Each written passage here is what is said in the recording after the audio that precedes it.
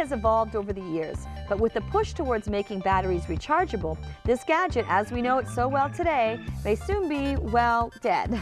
The voltaic cell was one of the earliest battery designs. Originally, it was made by Alessandro Volta in 1799. It consisted of piled pieces of copper and zinc separated by wet pieces of cardboard.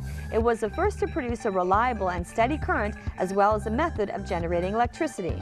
In 1896, a new model was born. The Gordon primary battery consisted of only one cell. This style was heavily used in telegraphic networks since it was the only reliable source of electricity at the time. Electrodes helped the battery to function. The 25-cell acid-lead battery had each test tube represent one cell. It used chemical liquid electrolytes, but could easily be spilled if not handled with care. This made it unpractical and difficult to use, resulting in the 19th century invention of the dry cell battery, which is what we recognize today. Today, batteries come in many sizes and forms, but with alternative energy sources and powering devices, who knows what the future will hold for the battery. If you're tired getting tangled up in cables, cords, and wires, you're going to love the new ways we make use of induction technology power. Especially in the kitchen. No more burning yourself on a stove element. You've got to see it to believe it. So let's join Ethel and see what this technology is all about.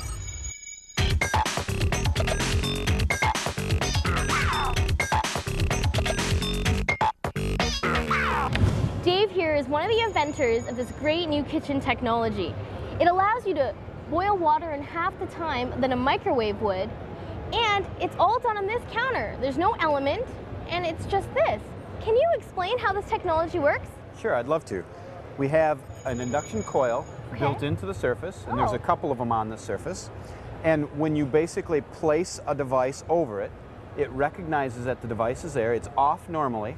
Okay. When you place a product over it, the device turns on, and then you can go right into selecting what temperature you want the device to be, or what speed you want to blend at, or what you want to do with that particular power.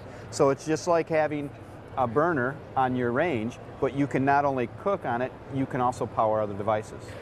I'm going to boil water here in just a second. You can see how fast that's coming close to a really boil. Fast. It's already starting to steam, and it's already getting close to boiling. Wow, and I can actually, the steam? I can actually pick this up now, even while it's cooking, and I can put my hand under it. So what if I were to touch that? You touch it, please. There's no heat there. Wow, that is impressive. And it turned off in the process. So when I set it back down, it's actually turning back on again, and I can actually boil the water the rest of the way now. I can very easily go from cooking to, if you push the blender over here. Oh, sure.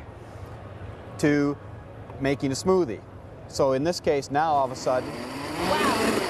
I can blend, I can make waffles, I can use my toast, I can pull them out of the appliance garage, drop them right onto the spot. That's great. So there's no cords, no batteries, no nothing. That is fantastic.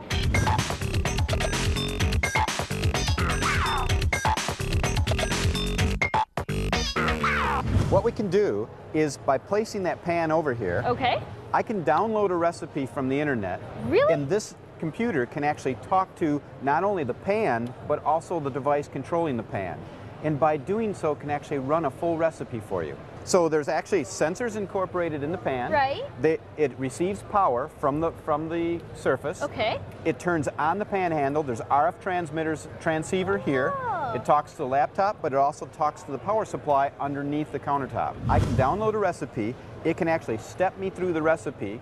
It can alert me at certain points of the recipe. It can delay if I'm doing laundry and I didn't get back to it. Right. It can delay the recipe a little bit and hold it at a temperature where I don't burn it. Okay, so I can be doing laundry, cooking dinner at the same time. But if I'm doing laundry, how will it notify me that it's time to, I don't know, add some vegetables? So the laptop can beep. It can send you an email and buzz you on your phone. It can send you an SMS. You can do many different ways. Can't believe inductive coupling can help me cook my meals and charge my laptop. That is phenomenal.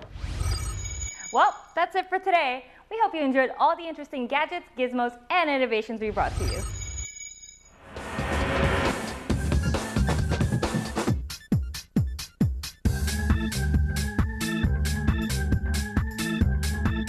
Robert Casey. We're going to introduce you to the latest. Oh my God. Dr. Robert Casper. Dr. Robert Casper. Dr. Robert Casper. So in studio in Gadget Girlz with Dr. Rob. Oh, I got sidetracked by your face. To Robert Casey. Oh. And it's Michelle, right? Carolyn.